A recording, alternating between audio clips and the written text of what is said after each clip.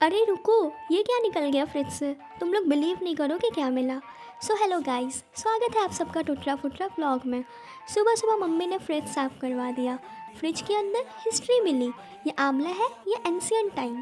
Jam भी बोल रहा है भाई मुझे छोड़ दो। अरे बाप रे, ई का मिल गया। मम्मी जा मिर्ची तोड़ के ला। रियलिटी सिर्फ एक मिर्ची। बोनस में इतनी सारी बीज मिल गई। मिर्ची ढूंढने गए थे और खेत में दो दो केले मिल गया। नेचर भी बोल रहा है मिर्ची कम और केले ज़्यादा ले जा।